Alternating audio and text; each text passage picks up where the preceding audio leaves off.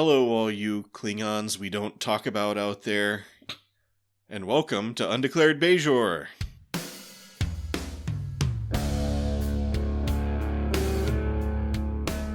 That's a good one. And Merry Christmas, if you're listening to this on the day it came out. Because this is our Christmas episode. Oh man, should have worn a hat. That's right. We need to look festive for all the people watching. Yep. My name is Fletcher, about to say hello is Data. What up? Today we're going to recap and discuss Season 5, Episode 6 of Star Trek DS9, Trials and Tribble-ations. Proposed alternate titles: Tribble Time, Tribble Threat, Double Tribble, Tribble Defense, Big Tribble and Little Tima. No, not that one. The Time Tribbler's Wife. Oh, that doesn't make any sense, but I love that one. Malcolm and the Tribble. Or Darwin Miss Daisy. I kind of like Tribble Threat. Okay. You know they had a lot of material to use if they ever did more Tribble episodes. Well, they did. There was a second Tribble episode before this one. Oh, right. There was an animated series episode or something, right? Okay. Yeah, right. It's like more trouble, more Tribbles. Two trouble, two Tribbleless. Written by the same guy who wrote this one. Or, I'm sorry, not this one. Who wrote the original one. Sure. You mean it was written by Ronald D. Moore and Renee Echevarria, story by Ira Steven Behr and Hans Beimler and Robert Hewitt Wolf? Okay. Yep. Just in case this is your first time watching Star Trek DS9 and you're like watching along with us or something, we will attempt to only discuss spoilers up through this episode of Star Trek DS9, but proceed at your own risk for any other spoilers. Trials and Tribble-ations originally aired November 4th, 1996. The Trouble with Tribbles originally aired December 29th, 1967. So we're coming up on almost as much time has passed since Trials and Tribble-ations as passed between The Trouble with Tribbles and Trials and Tribble-ations. So we're due for like an episode where the crew of the Discovery goes back in time to the same day and has another event. Or no, I would rather it be the lower deck ship, the Cerritos. Oh, yeah. They can do that. They've already had time travel adventure. They have to do this every 29 years. Well, the original one, they came up with the idea, or this one, rather. They came up with the idea because they wanted to do something to celebrate the 30th anniversary of Star Trek. And so, but to actually air it the week of the 30th anniversary, which would have been, the anniversary would have been the 8th of September, 1996, that would have made it the first episode of Season 5. So they're like, yeah, probably let's not do that. Like, this is a weird place to come back after where we left. And there was a discussion about like, hey, do we do this as like a standalone thing before the like regular season starts? Right. But eventually they were like, nah, we'll just put it in the season. It's fine. Close enough. They should have just done like a special of it. But yes, the Trials and Tribble-ations was written by Ronald D. Moore and Renee Echevarria, story by Ira Steven Behr and Hans Beimler and Robert Hewitt Wolf. So Hans Beimler got himself right in the middle there. And directed by Jonathan West. Based on the original Star Trek episode, The Trouble with Tribbles, written by David Gerrold and directed by Joseph Pevney. Yep. And Cirroc Lofton is not in this episode. Nope, he didn't make it back in time. So I've attempted to weave these two episodes together into one coherent narrative. Okay. So we'll see how this turns out. So a ship docks at Deep Space Nine, and the turbolift deposits two dark-suited strangers into ops. Dulmur and Lucsly, Department of Temporal Investigations. Apparently, they intentionally tried to make the names to do like a Mulder and Scully thing. Oh yeah, Dulmur, I guess, is a... Oh, those are like full-on anagrams, aren't they? They're both anagrams. Oh, are they? Yeah. Maybe I read the thing wrong. Yeah, no, that's a good point. Okay. Yeah, Dulmur, all you have to do is switch the M and the D. M and the D, yeah. And Lucsly, you just gotta put, SCU, yeah, wow. Clever. Clever, those five guys. But Major Kira welcomes them warmly, and then Dax tries to entertain them with some dad humor. But these stone-faced G-men are all business, and they want to speak to Captain Sisko.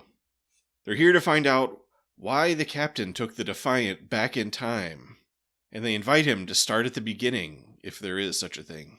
For some reason, the song from Back to the Future keeps popping into my head. It's like, gotta go back in time. Oh, yeah. Take me away. Sisko's story brings us to the Defiant. On a mission to Cardassia Prime after the Cardassians called them up out of the blue to give them one of the Bajoran orbs back. Yep, just, here's an orb, why not? Hey, you guys want one of these orbs we got laying around? We totally said that we didn't have any, right. But it turns out we have this one. We totally don't have any more, though. Uh-huh. What the Cardassians didn't mention is that this is the Orb of Time. Or they didn't mention it to our guys, but apparently it's well known that this is the Orb of Time on Cardassia. I mean, I guess it must have been, yeah. All the main characters come along on this trip, except for Quark and Jake. Yeah. And while they're on Cardassia, they're nice enough to give a lift home to one Barry Waddle, a human merchant who was stuck on the planet when the war broke out. Barry seems quite happy to be among humans again, and immediately orders a Raktajino from the mess hall replicator, in a little bit of foreshadowing.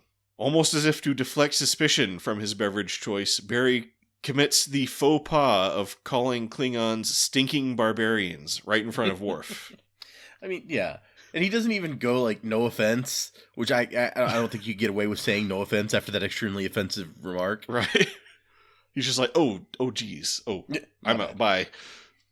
And then O'Brien and Bashir assure Worf that his aroma is quite pleasant. Peaty, even. Mm-hmm.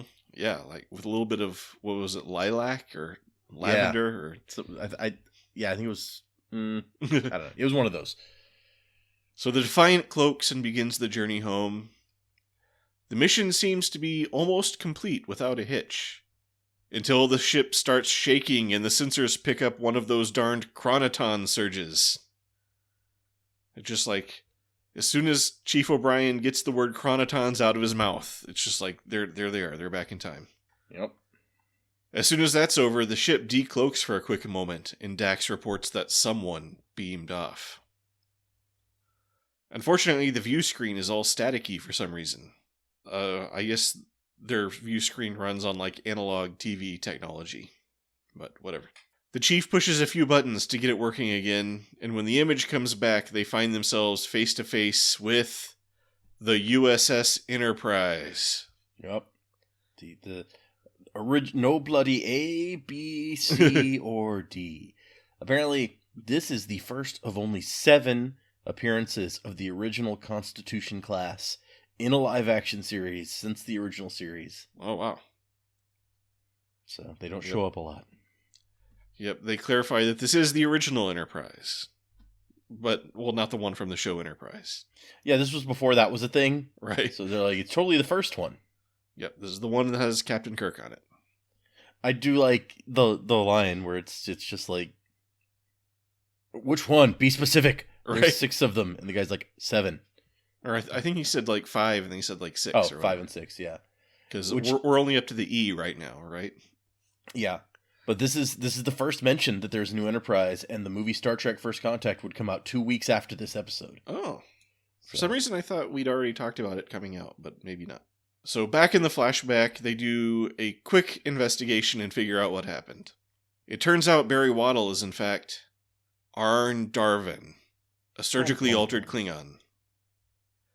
At the time they've traveled back to, Arn Darvin is a spy aboard Federation Space Station K7, with the mission of poisoning the station's stores of grain.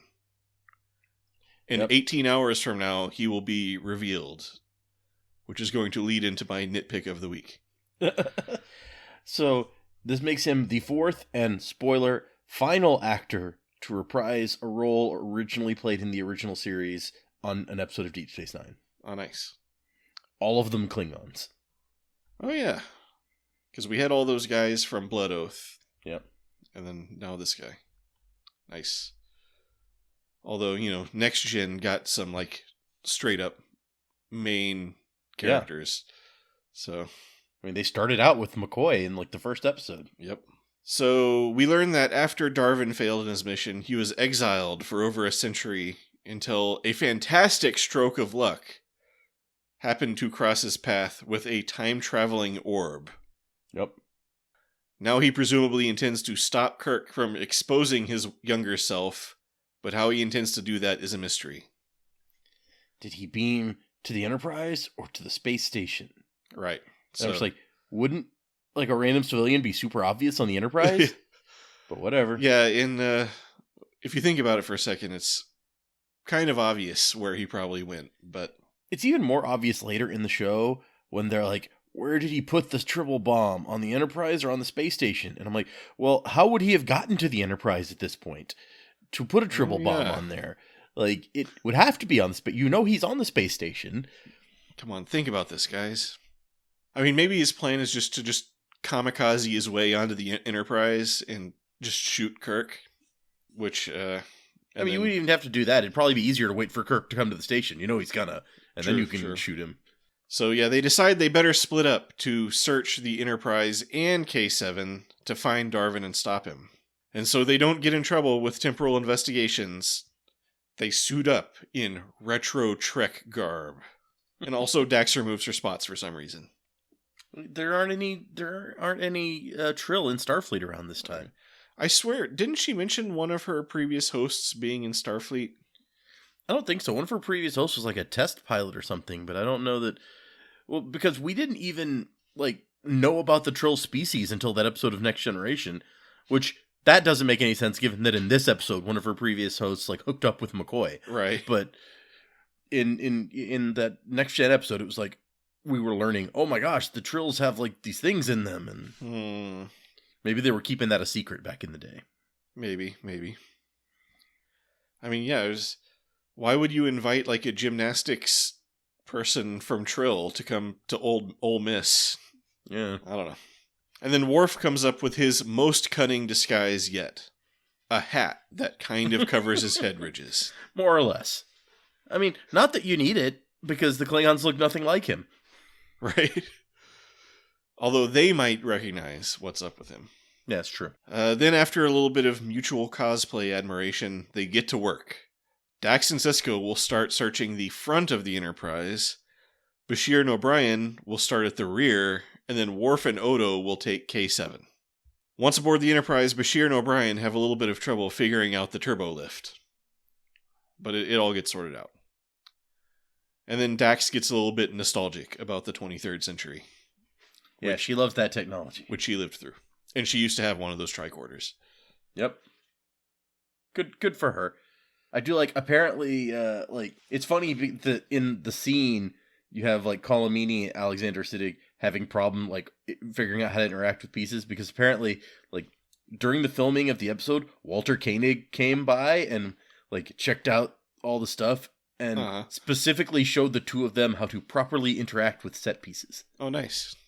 Odo camps out at a nice, quiet, out-of-the-way table in the bar on K7, but just as he's about to begin scanning, we hear the door open, and then two Starfleet officers walk by. But before we talk about that, let's catch up with what the Enterprise has been up to. So, on their way to Space Station K7, or just flying by it or something, Kirk and Spock give Chekhov a little pop quiz on the political situation of the sector. Apparently there's a disputed planet called Sherman's Planet. Disputed between the Federation and the Klingons, and whoever can develop it most efficiently will get it, according to a treaty. Yep. How that's measured, I don't know. Right. Then suddenly they get a Priority 1 distress call from the station, and rush to assist, but are vexed to find that no emergency is taking place. So Kirk and Spock beam to the station where they meet Mr. Lurie, station manager, and Nils Barris, Federation Undersecretary in charge of agricultural affairs in this quadrant. Very important guy. Right. By his own estimation, at least. And his assistant, Arn Darvin, whom we already know. Who's totally not a spy. Right. That just totally cool, normal guy, Arn Darvin. Yep. Barris wants the Enterprise to post security guards to watch their stores of quadrotriticale, which is a word that gets said like 500 times. Yeah.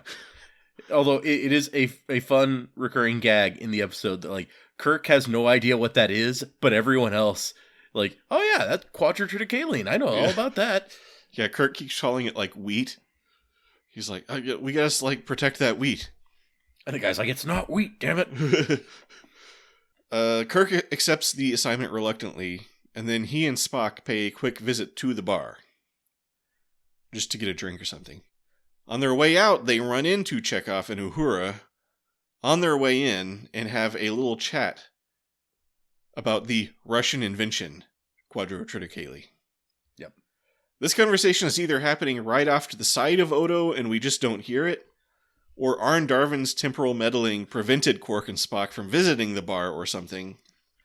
Either way, Odo watches as Chekhov and Uhura go up to the bar after, like, the door opens, so I don't know. Like, Worf and Odo might just not even care about Kirk. Like, I mean, Worf should have learned about him at the Academy and stuff, but that's not his type of hero worship. He's all about the Klingon heroes, and so he might just be like, yeah, Kirk's over there, whatever, who cares? Yeah. But Worf hadn't come in at this point, I don't think. Oh, yeah, okay, so it's just Odo. Yeah, Odo super wouldn't care. Yeah, Odo has no idea, like, who any of these people are.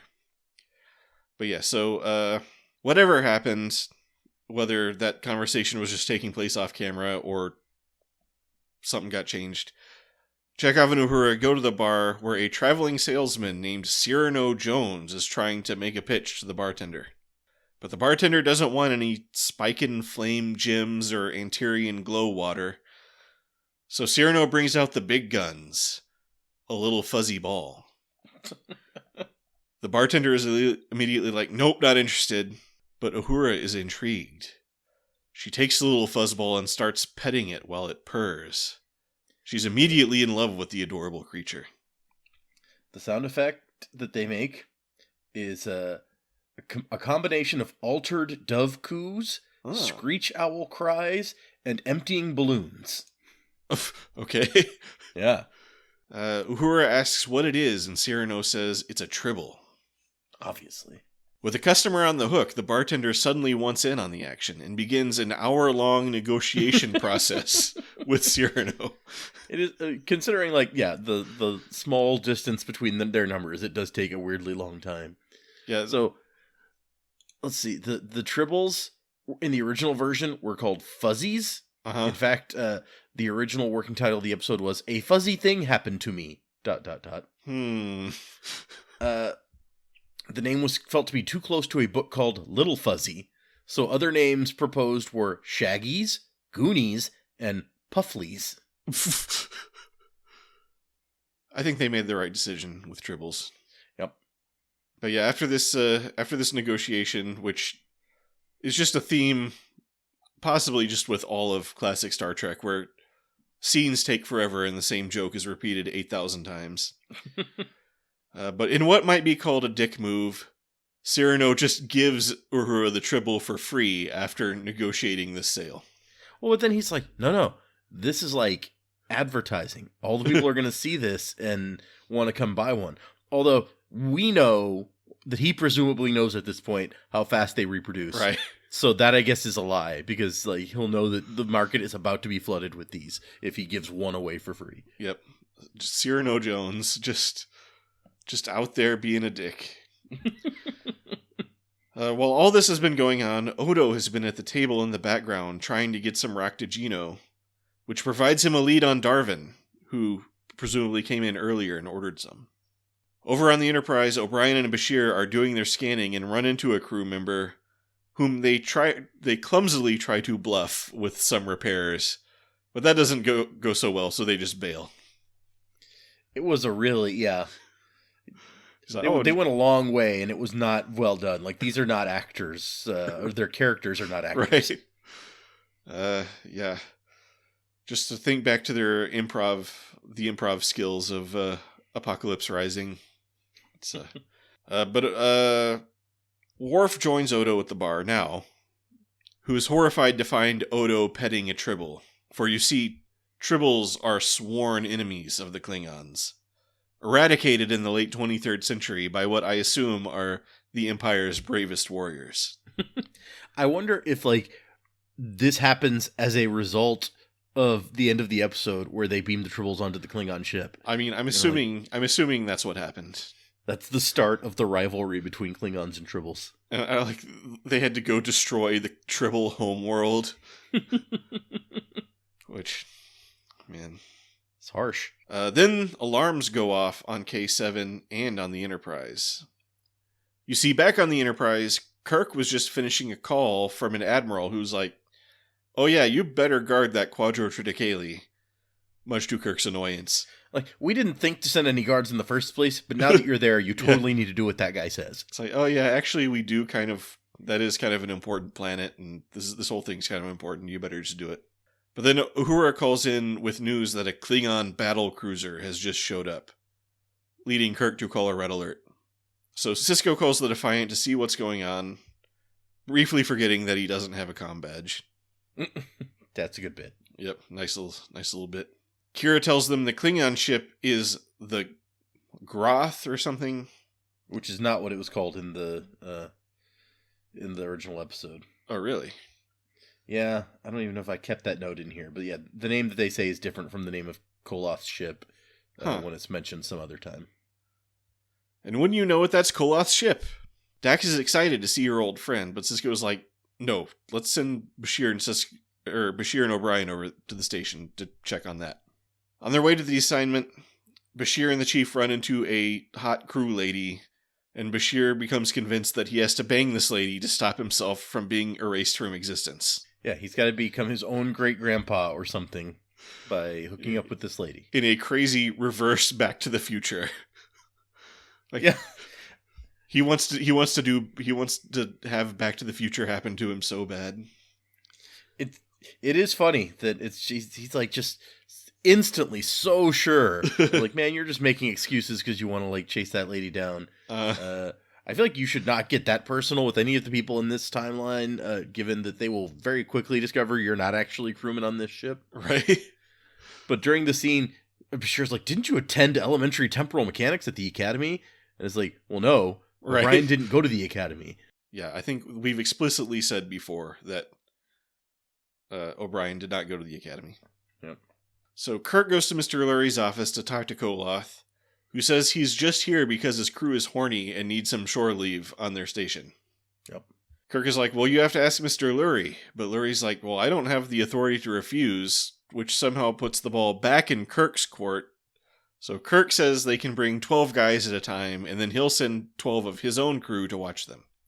It is a really weird where Kirk's like, well, I mean, it's not up to me who is allowed to come on the station. That's up to the guy who's in charge of the station. Uh-huh. And then that guy's like, I don't actually have the authority to tell anyone they can't come on the station. You better take care of this, Kirk. And then he's like, all right, now I have the authority since he's given it to me, I guess, even though he doesn't have it. Yeah, the logic of that whole thing, I do not know. But everybody seems satisfied with this arrangement. Kirk goes back to the Enterprise where he finds Scotty using his time off to read technical journals, and everybody else playing with Tribbles, as Uhura's Tribble has had lots of babies. Spock tries to play like he's too Vulcan to find them cute, but nobody's buying it. It's true. McCoy is itching to take one to the lab and start cutting into it. Everybody else takes a free Tribble. Yeah, why not? Tribbles for all. Walking down a corridor, Kirk and Spock get a call from Barris, who is like, hey, who let all these Klingons on the station? And Kirk is like, dude, chill. In the background, Sisko and Dax watch. Dax talks about how hot Spock is. And Sisko's like, okay, we're leaving. Yeah, if you listen to the dialogue after watching the original episode, they take some of the dialogue between Kirk and that guy from a later scene and put it into this scene. So that there's, in the background of Sisko and Dax talking, so there's more time for that part of the scene to happen. All kinds of little butterfly effect changes are happening under our noses. Dax is like, don't you want to meet Captain Kirk? And Sisko's like, sure, but there's time travel rules. And then Dax talks about, how nostalgic she is and stuff. Captain Kirk has a headache and goes down to sickbay where he finds that McCoy's Tribble is now 11 Tribbles. Then he goes to see some of the crew off on their way to the space station and insists that Scotty take some shore leave and go with them to keep everybody out of trouble. Yeah, good choice. Which we will soon see was maybe not a wise decision. Nope.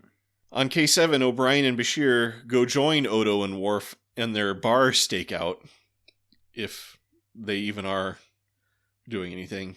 Really, it's weird the amount of shit they talk about, like, oh yeah, you're just sitting in a bar all day. Uh-huh. Like, it's not that big a station, dude.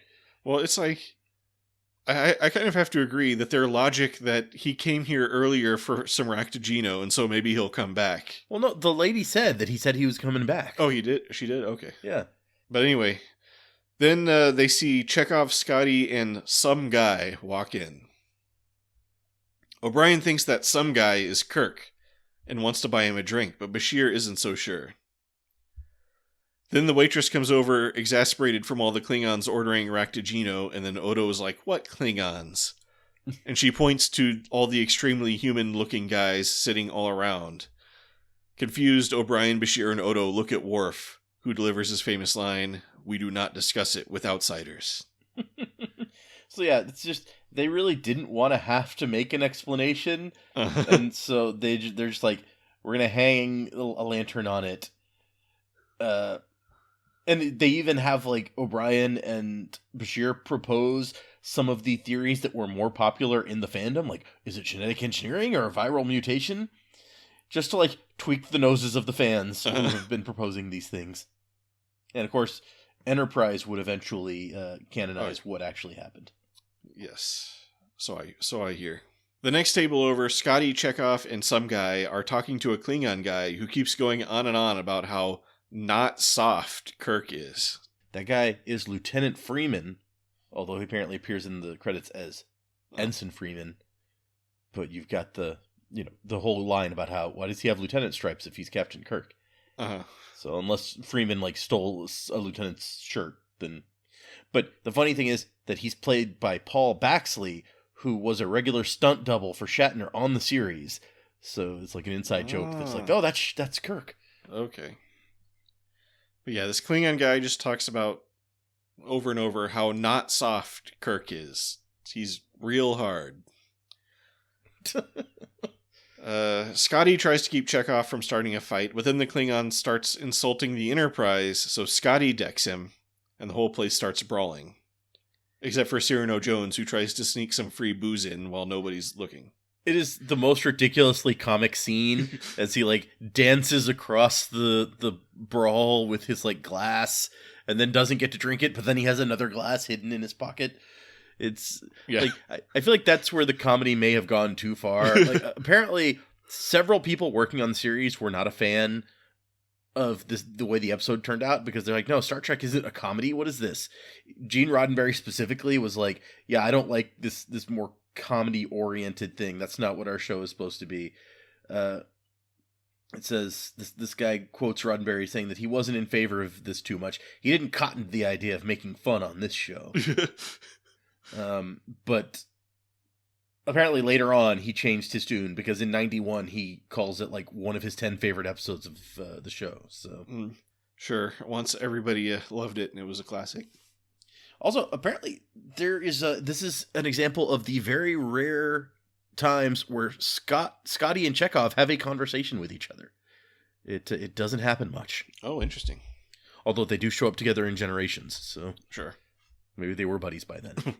They gawked at the hole that Kirk got sucked out of together. Yep. Also, presumably, while the Deep Space Nine crew were talking, Cyrano Jones was walking around trying to sell Tribbles to the Klingons, which is where we learned the important fact that Tribbles don't like Klingons. Yep. But while Jones is trying to get out the door with his stolen drink, future Arn Darvin walks by and peeks in to see what's going on, but then he sees Odo see him, and he's like, oh shit, and he prances off. Yep. Very nice add in there. And then that's when we get the little bit where the bartender takes away Cyrano Jones's drink, and then it turns out that he has another drink in his pocket, which he's got some pockets on this. He does have some like, because that's like he's got like the little like shot glass that he's carrying across the bar in the scene, and then he pulls out like a big old like goblet from his pocket. Well, it's like earlier he was like taking stuff out of pockets and flaps left and right on this crazy jacket he has. So that's true. Also, you see him in the original episode, at least, you see that when the fight starts, he goes behind the bar and like types in some stuff, and some drinks on a tray slide out from a slot in the wall. And I'm just like, are there people back there making the drinks, or how does this work? Yeah, I don't know enough about original series technology or whatever to really know what's going on here. But Odo grabs Worf and they go after Darvin. But O'Brien and Bashir get nabbed when security rushes in to put down the fight. Then we cut back to Sisko talking to the temporal investigations guys who scold him because participating in past bar brawls is no-no behavior when you travel back in time. They worry that they could be living in an alternate timeline right now and not even know it. But Sisko seems sure that Back to the Future rules apply and that when he and the crew got back, they would have noticed any timeline changes. And I hate, why do they all say that? It's like, for the last time, Back to the Future isn't real. Back in the past, Kirk lines up all the brawling crew members and sweats them to find out who started the fight. Weirdly, O'Brien is standing where the guy he thought Kirk originally stood. Yep. And then Bashir is standing next to him. And standing next to him is another different guy who was not in the original lineup. Anyway, nobody says anything, and Kirk sends them all to their rooms. Although he keeps Scotty back, and right? Scotty admits to what happened. He holds Scotty back. He's like, "Dude, what the fuck? I specifically sent you to not start fights." And then Scotty tells the whole story to Kirk, who at first is a little pumped when he believes they started the fight defending his honor, but is less pumped when Scotty's like, "No, it was just because they insulted the Enterprise." This is another one of those scenes that goes longer than it should, because Scotty literally retells everything that happened. He retells the whole scene in probably the same amount of time as the actual scene took. Yeah, but it is a really funny bit that Kirk is getting kind of offended that it wasn't his, and Scotty doesn't understand that that's what's happening. He's just like, "Oh no, yeah, they insulted the Enterprise," and Kirk's like, so okay then." And he ends the thing just kind of sad. Yep, his ego is a little deflated. So apparently, like James Doohan playing Scotty here, he had a habit of bringing his 2 young sons to set, and then he would like take them over to the shuttlecraft set and be like, "Okay, you guys stay there." Like he had 7-year-old, they were 7-year-old twins. This is his son recalling much later this situation. And so one day they decided, "Nah, we're gonna go and see what's up." And it just happened to be when this episode was shooting. And so the way that he tells it is that they like crept around and they found these big cabinets, and they're like, "Oh man, we had to know what was inside those cabinets." So my brother got on my shoulders and slid the cabinet open, and instantly like more than 200 tribbles came out and tumbled and like almost buried us. Nice. And so we knew we'd be in big trouble if Dad found out. So we ran back to the shuttle, and 5 minutes later Dad appeared and praised us for being so well behaved. And then he says that 30 years later, he finally mustered up the courage to tell his dad what happened, thinking, it'll be a funny story now. And his dad got mad, as if it had just happened yesterday. He was all mad about it. So, lesson learned. James Doohan holds on to stuff or something. I don't know if I believe that they stored these tribbles in a way that as soon as you opened a cabinet, they would fall on you, but it's a fun story. Yeah. So, outside the lineup room, a bunch of guys who look like the guys that were in the lineup walk out. Miles wishes Keiko could have been there to see him lie to Captain Kirk. His proudest moment. Then O'Brien and Bashir notice that there sure are a lot of tribbles around here. Yeah, and actually in this scene, this is one of, when they walk down and you see like a guy bending down and petting a tribble or whatever. It's one of 2 guest appearances by the guy who wrote that original episode. In this episode. An earlier one was like when the alarm goes off, he walks past Dax and Sisko, and like the camera stays on him for a weirdly long time. And I guess it's because like, hey, look, we got that guy who wrote that thing. Okay. David, what was his name? His name's Gerald David, or something. Gerald, or yeah. He also wrote the animated episode about Tribbles. Cool. Two Tribbles. Yeah, exactly. This guy has I'm going to get into it now, I guess. He's got some... The story behind him and this episode and his involvement with Star Trek was all fascinating to me as I started to read it. So, to start off with, this is his first ever professional sale as a writer, this script. Nice. So, you got to keep that in mind. This is his break into the industry. So, he writes this, and I told you he had that original title, he had the different name for the Tribbles. And so, as they're working on this episode, somebody, and it's unclear, one of the things says it was Gene Roddenberry who noticed this, but another one is like, it was like this legal department who noticed this. But they noticed that the story is weirdly similar to another story by Robert Heinlein. Okay. Called The Rolling Stones. And so, in the Heinlein story, like, these guys, I think they go to Mars these two brothers go to Mars with the intention of like starting a business or something, and it doesn't work out that well. But they decide to go even further out to like the asteroid belt, because there's the equivalent of a gold rush happening in the asteroid belt. But they're like, it's not prospectors, it's the store owners or the merchants who make money in a gold rush. So they buy supplies on Mars, and they're going to go out and sell the supplies to people in the asteroid belt. But the guy who's selling them the stuff is like, hey, check out these flat cats. That's the name of the creatures. They're flat cats who are like these little furry things that vibrate and with a soothing sound, or a sound that like soothes human beings, basically. And so they're like, oh yeah, like people on Mars use these all the time to like keep them company while they're out on their own. And I'm sure that like those guys in the asteroid belt, they probably need something like that. And so they take some flat cats, or at least one flat cat, and then like as they're in their ship on their way out to the asteroid belt, it like starts reproducing exponentially. And then they end up like selling all of these to the miners, not telling them that, you know, that they're going to be overrun with these flat cats. So it's a very similar story. Although Heinlein says credits an earlier story from 1905 by Ellis Parker Butler with inspiration for it, calling the story's called "Pigs is Pigs," which is actually, this sounds like a hilarious story, which I want to go and read. But it's like there's a guy who works for a railway, and he has to charge. He like charges fees for shipping stuff, and there's a flat rate for certain kinds of livestock, one of which is pigs. So this is how much it costs to ship a pig. So he gets a shipment of 2 guinea pigs. And he refuses to accept the lower pet rate because he says, no, pigs is pigs. And he thinks that this is just a different kind of pig. He's like, if it was Irish pigs, no one would question it, just because it's guinea pigs. And so he refuses to accept it without the required fee, and the customer who is supposed to pay it, like the person who's being delivered to, is supposed to pay it, and they refuse to take it because they're not going to pay that. So he holds on to it and tries to send it back, but the people who he tries to send it back to have like gone out of business or something.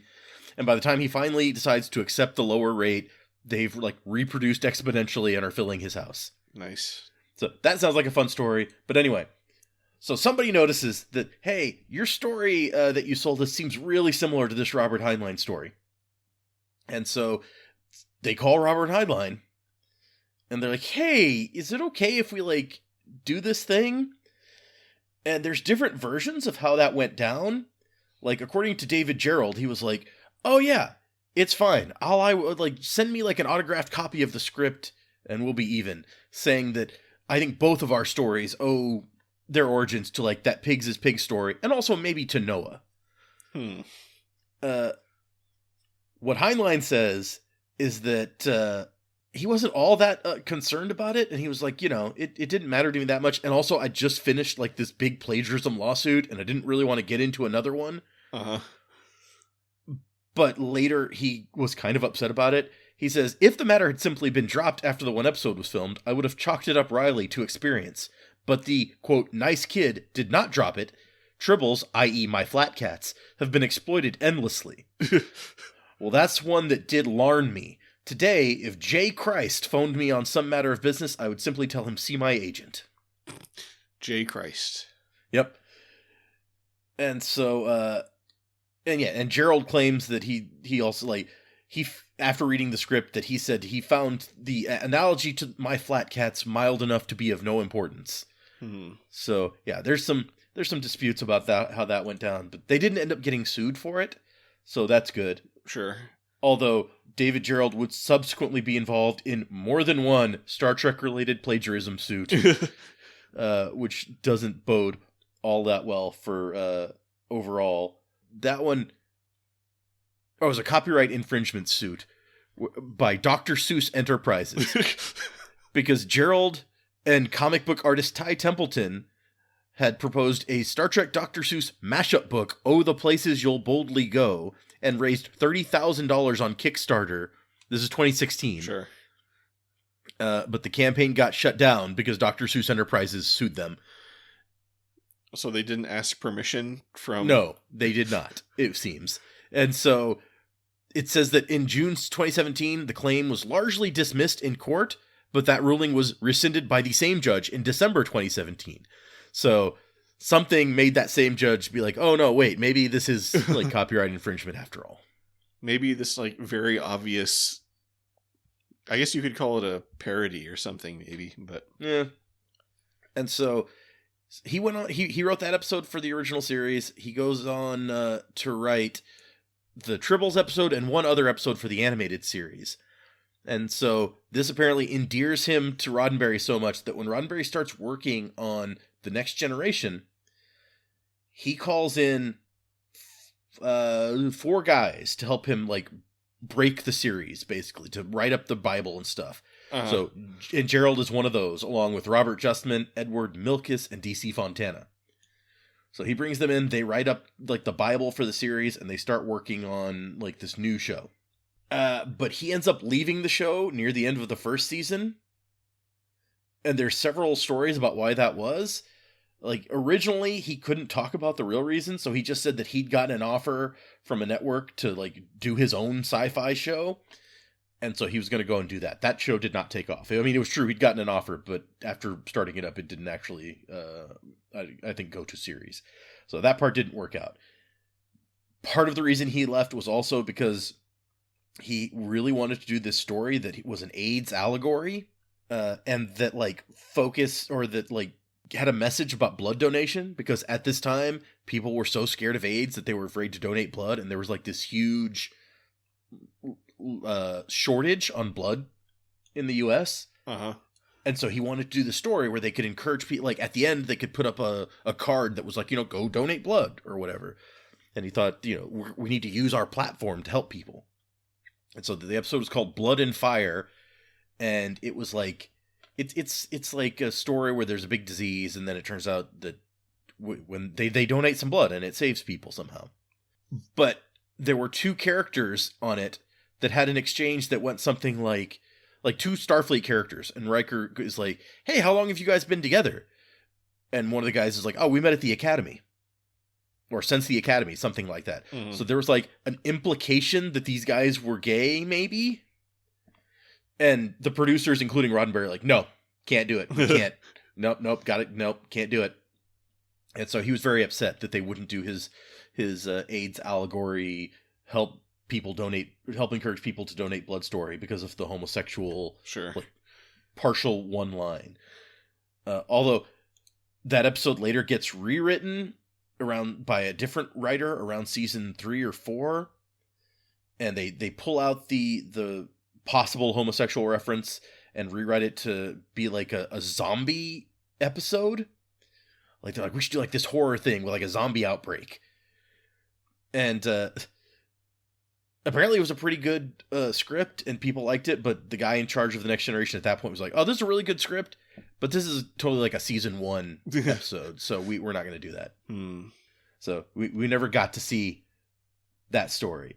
But the real reason it's said later that Geralt left the Next Generation was because of constant harassment by Roddenberry's lawyer, Leonard Maislish.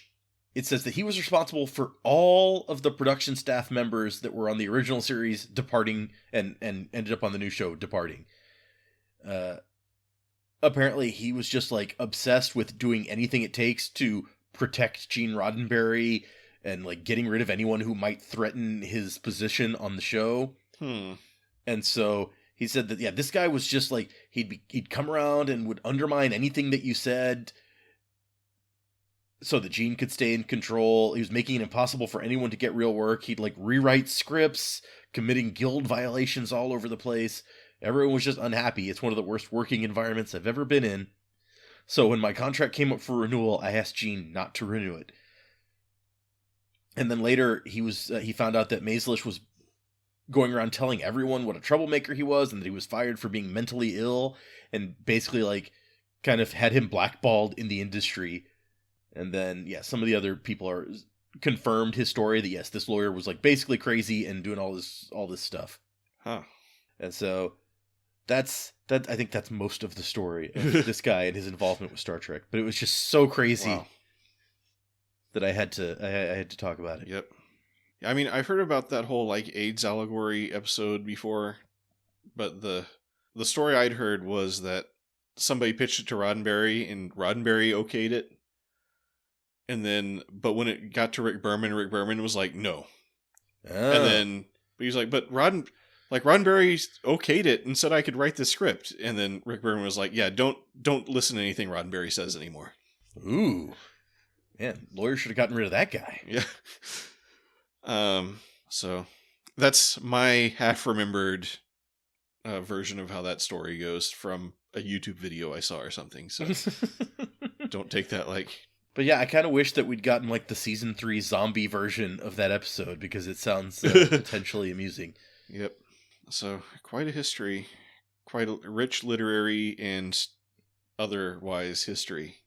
Yeah, he's done a couple of like novelizations of things since then, of like Star Trek episodes. Like I think it said he did the novelization of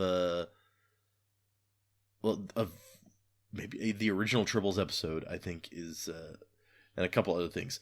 But yeah, I guess not as involved in Star Trek. Although he did do the Kickstarter to try to get the Star Trek Dr. Seuss thing, so I guess maybe he's still kicking around. Maybe.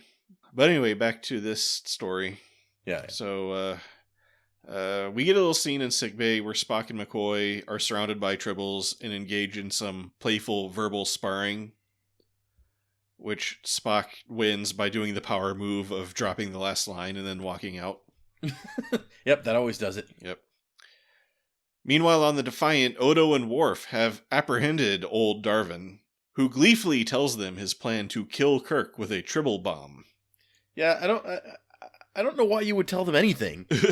Like, that seems like a bad plan. Yeah, he's 100% Scooby-Doo villain at this point. So now they gotta go scan all the Tribbles to find the one with a bomb in it. Dax estimates that there are 1,771,561 Tribbles to scan, based on one Tribble having a litter of 10 every 12 hours over 3 days. And this is correct. Her math checks out. 11 to the 6th power is that number. But based on what we heard earlier in the episode, it's been less than 18 hours since they showed up. And we saw Uhura buy that first Tribble. So maybe Cyrano Jones had more Tribbles earlier or something, but... I don't know. I mean, Spock does the exact same calculation not long after this. Yeah. So I'm calling that my nitpick of the week. That is a good nitpick. Sisko and Dax decide to try using the Enterprise's sensors to help in their search, so they head up to the bridge, which is also now infested with Tribbles. Kirk comes in and he's like, okay, what the fuck is up with all these Tribbles? Then McCoy comes in and reports that the Tribbles are bisexual. Yeah, I don't know if that means what... Anyway. And then Dax is like, hey, I remember that guy. He had the hands of a surgeon, if you know what I mean. I like the moment where he looks at Dax and she shrugs after he like sits on the Tribble. Yeah, Kirk. And apparently, Terry Farrell claims that the director of the episode insisted, much to her delight, that the glance be as short as possible when Kirk looks at her, because if it went on too long, the audience would be hard-pressed to believe that Kirk would not make a point of introducing himself to such a beautiful young officer new to his ship. Huh.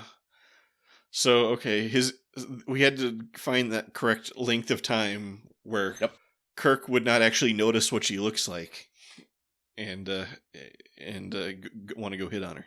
But yeah, they finish their scan and determine that the bomb Tribble is not on the Enterprise. Captain Kirk storms off to go yell at Cyrano Jones. Jones is not phased.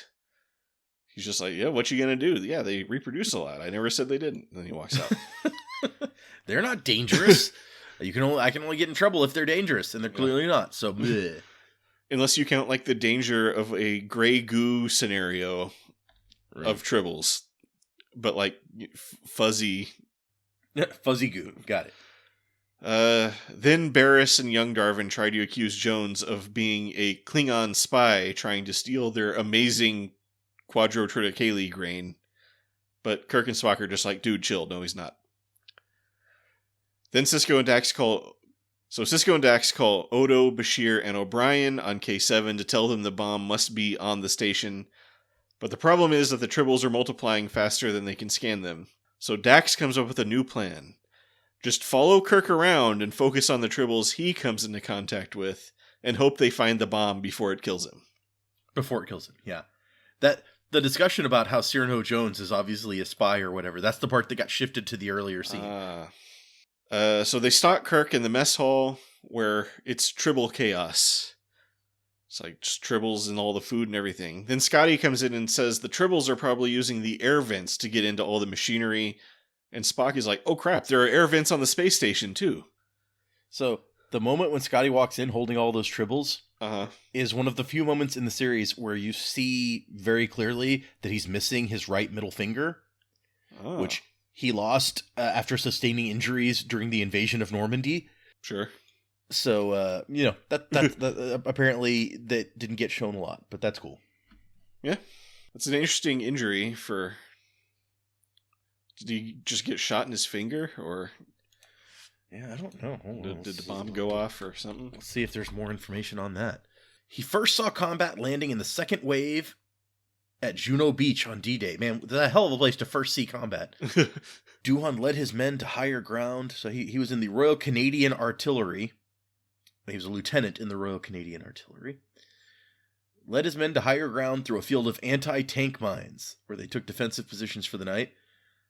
He was hit by 6 rounds fired from a Bren gun by a nervous Canadian sentry. 4 in the leg, 1 in the chest, and 1 through his right middle finger. Oh. The one in the chest was stopped by a silver cigarette case given to him by his brother.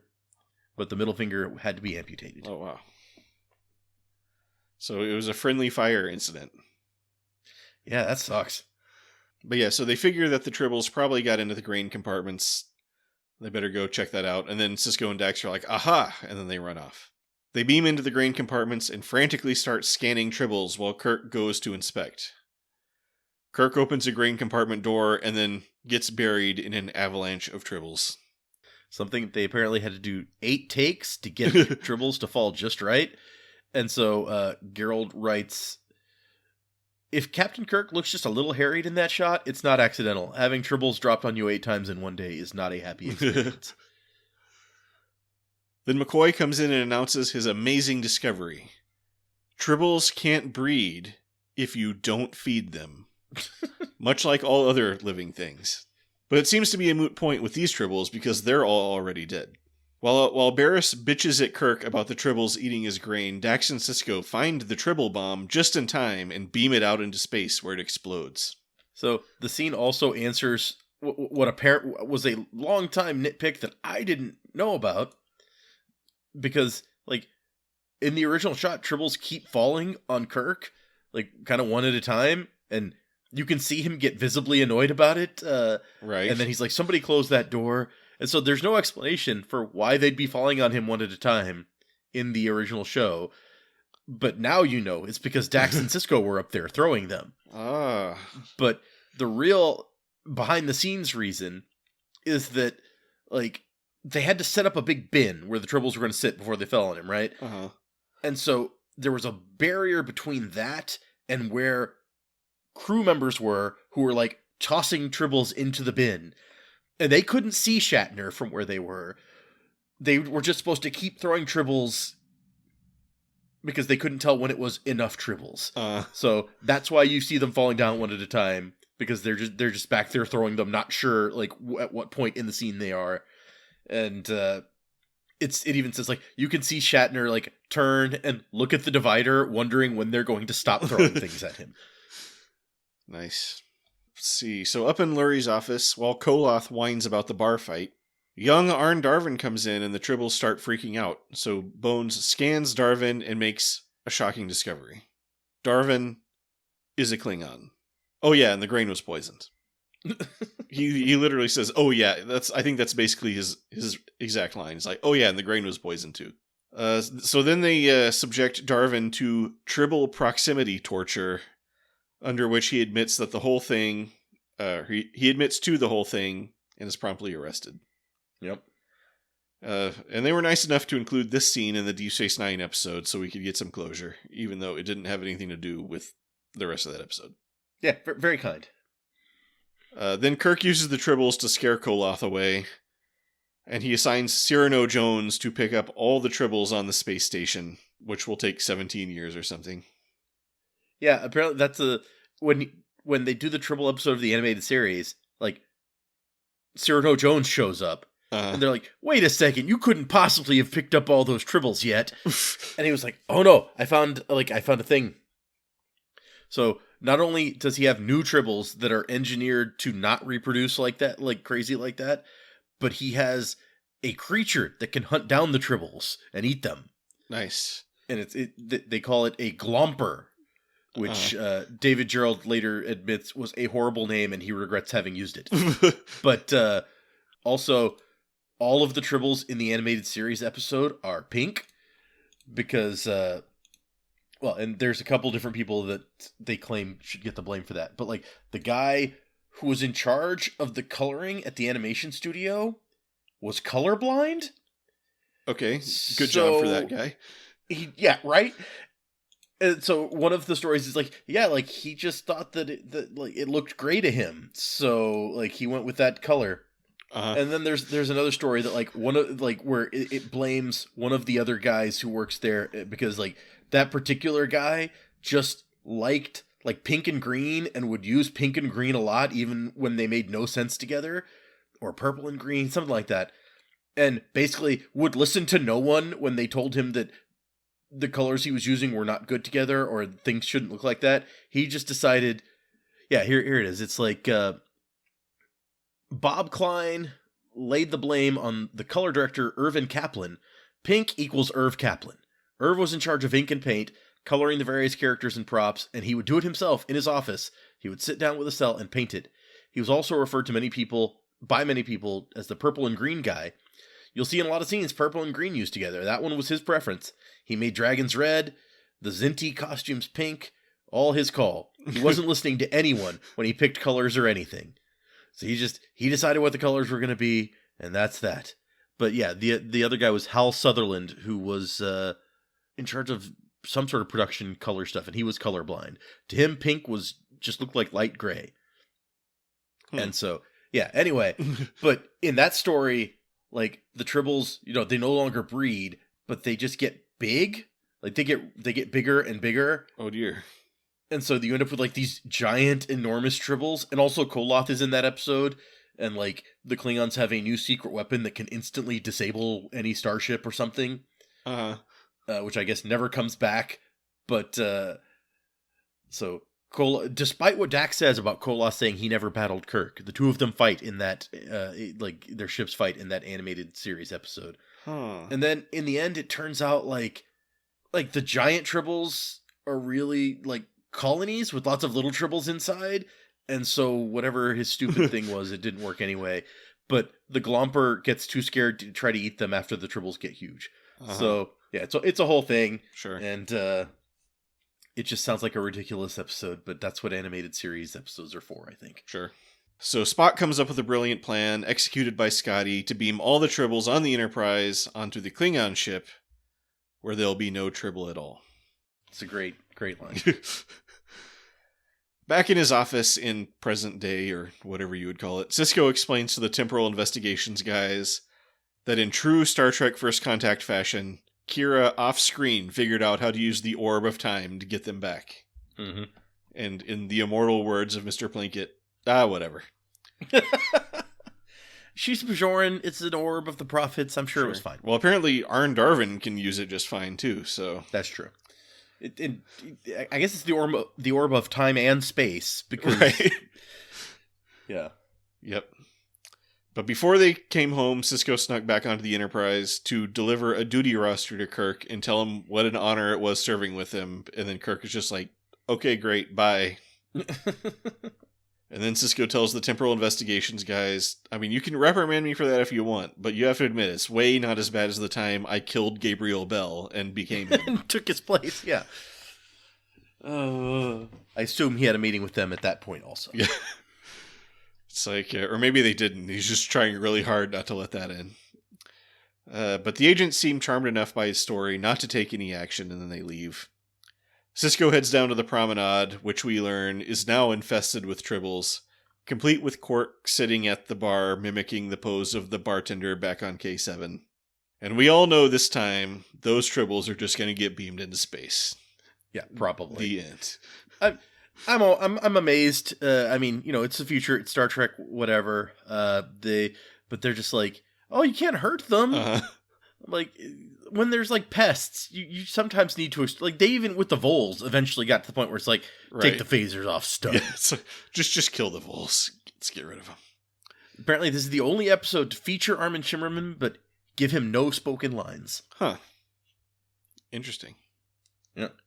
Okay, so many more notes on this one. Good. Because of the craziness here. One of the ones I like is the permission of the original series actors had to be sought to use their performances in this episode. Walter Koenig says that they paid him 8 times more for the use of his likeness in this episode than he was for the original. Nice. So good for him. Get that money. They originally made, according to Gerald, 500 Tribbles for the original episode, and Jacqueline Coumer was paid $350 to do it. They sewed the Tribbles together from extra long rolls of carpet and sewed mechanical toys into some of them so they could walk around.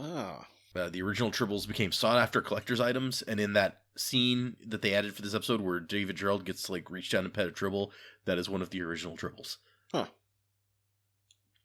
Also, according to Gerald, many Tribble props were misplaced around the set and were being found for months after the production of this episode, or the original episode. So that's, I believe that. I like the idea they're in the middle of like the Mirror Universe episode or something. It's like, wait, what's this?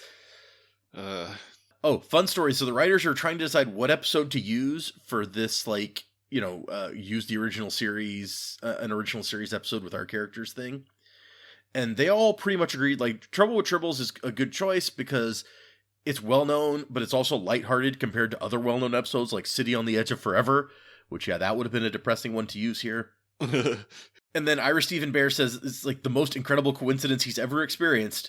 He and the other producers were at Mulberry Street Pizza Parlor in Beverly Hills discussing the possibility of bringing original series actors back.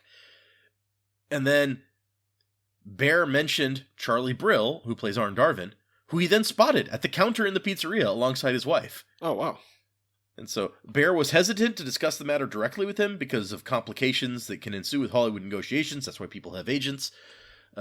Brill was greatly honored to be given the chance to make history twice.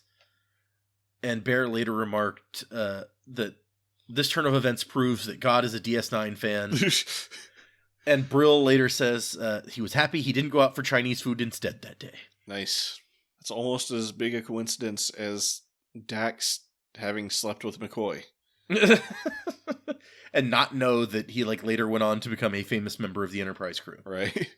The writers were initially skeptical about whether you could create the effects to put new characters in old scenes on the budget of a television show, but the visual effects team showed them a clip, and they were unable to tell that an extra person had been added to the scene, and they decided at that point that it was doable after all.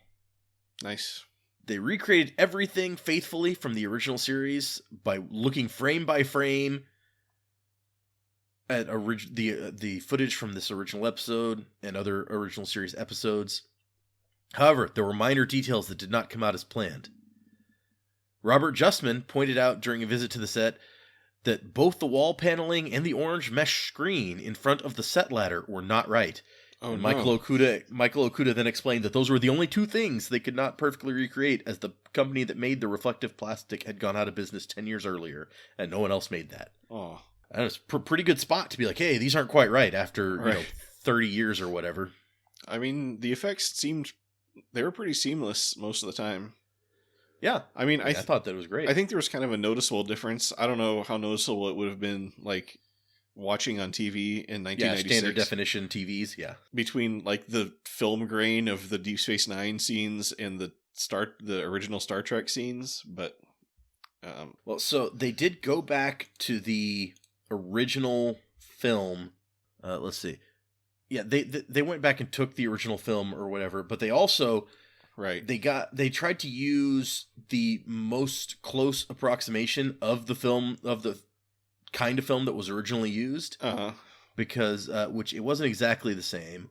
They got Jonathan West to direct because he had this cinematography training that would allow him to, like, he knew about lens choices and lighting techniques from the 60s. Uh-huh. And so he used a lower speed film stock with a finer grain and a different color saturation. Likely Eastman EXR 100T instead of the faster stock that was used in the 24th century scenes, Eastman EXR 500T, which would more closely match the original stock from 1967, which would have been Eastman 50T. So pretty close. Yeah. But like as close as they could get. But yeah, I imagine that in the HD you could probably see a little difference. Yeah. But I mean, yeah, like the lighting and the colors and stuff all looked pretty good. Yeah, I was impressed. Pretty impressive. Also, fun, when they were going into production or pre-production on the episode, production designer Herman Zimmerman had just come back from working on Star Trek First Contact and during early pre-production on this episode. And he comes in and he starts looking at stuff, and he notices that the art department, they were drawing up plans to reconstruct the Enterprise sets by using the only floor plans they could find on the Paramount lot. However, these plans had an incorrect scale, which put the Enterprise's corridors at 7.5 feet wide, when Zimmerman knew they were actually 12 feet wide. Oh. He points out in the special features of Season 5 DVD that if he hadn't returned at that moment, all the Enterprise sets would have been 5/8 scale. Well, so he's like, yep, I saved it. Good save. Good save. Yes, so the film elements from the original episode were transferred digitally instead of using the 1980s analog flying spot scan transfers, so that there wouldn't be a difference in quality between the original scenes and the new Deep Space Nine scenes. Dulmur references the original incident date, and Lucsly adds that it was a Friday. This is a reference to the fact that episode originally aired on a Friday. Huh. Oh yeah, I wonder if that date really would be a Friday or what. That's a good question, yeah. But I don't care enough to actually research it. Ronald D. Moore regrets one thing about the episode. He says, Renee and I had this idea to redo the entire end title sequence as an homage to the original series, with freeze frame shots from various DS9 episodes in the background, the TOS credit music, and changing the font of our credits to match theirs.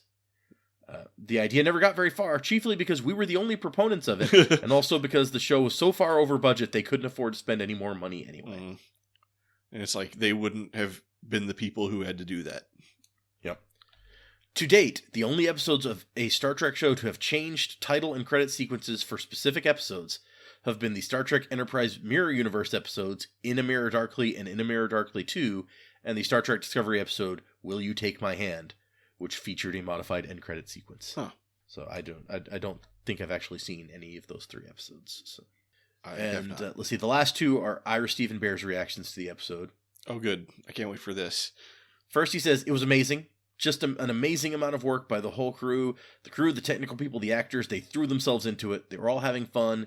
Just sitting on those sets, being on that bridge, it was a hoot, a real hoot. Everyone who worked on it should be credited. The enthusiasm was like a virus that just kept spreading. It's really rare in television when you're fighting the clock and you have to produce so much in a limited amount of time to really lavish the care on an episode that we did. The only regret I have is that we can't lavish this time and attention on every single episode. And then later, I guess he adds another regret to that, where he says, the thing that bugs me about this episode is that it feeds off the myth of the franchise. And the fact that it's so popular saddens me in a way. In a sense, I wish a show that is Deep Space Nine intensive didn't have to lean on the history. It feeds on the myth of the franchise? Yeah, he's like, it's relying too much on the history of Star Trek. It's not Deep Space Nine. Oh. For Deep Space Nine's sake. Or something. So they did this one crossover episode, and I mean, they had freaking Q in a first season episode, so I don't. That's a weird. I was about to say, okay, R. Stephen Bear doing okay, and then he comes out with that, and I'm like, what? Yep, his pride comes back to the fore, right. And he's like, this should have been about us, about me. This wasn't about a movie that I saw on late night cable TV. It was about an old Star Trek episode, and it makes me sad. So yeah, that's the notes I have, which we've been going for a very long time at this point, so that's probably good. All right, so review time. What do you think about Trials and Tribble-ations? How would you rate it? I love the concept. I love the execution. This is the kind of thing that it would have been easy to overdo. They could have been like, oh, let's do one of these a year or something crazy like that. Sure. But I think that this is spoiler. This is a one-off. I don't know that Star Trek has ever tried to do anything quite like this again that I recall. So, this is like a moment in Star Trek history is this episode. It's like, it stands out that much.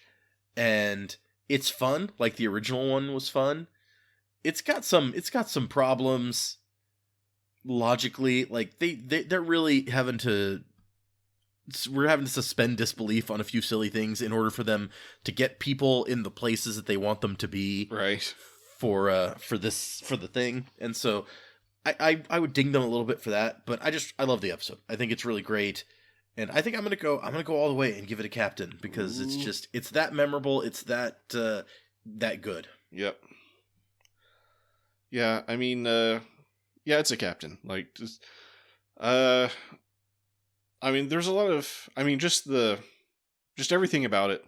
I mean, I'm not gonna go into too much detail because it's like, you know what this episode is, but right, the fact that it's just so well done. Like a lot of the just how they're able to kind of seamlessly like get the camera angles just right in so many of those shots and all kinds of stuff. I mean, there's a little bit of like kind of fudging they had to do, obviously, in some parts that we talked about. But it's a good effort and a good result, I say. So, however, we also have to talk about the title of the episode. Yep. Like so many Deep Space Nine titles, maybe a little forced. Yeah. But as I saw in my like 30 minutes of trying to brainstorm an alternate title, I couldn't really think of an improvement. So you know what, I got to give it that it's memorable. You know what episode of Deep Space Nine this is when you. There's no question what episode you're talking about when you say Trials and Tribble-ations. It's fairly clever.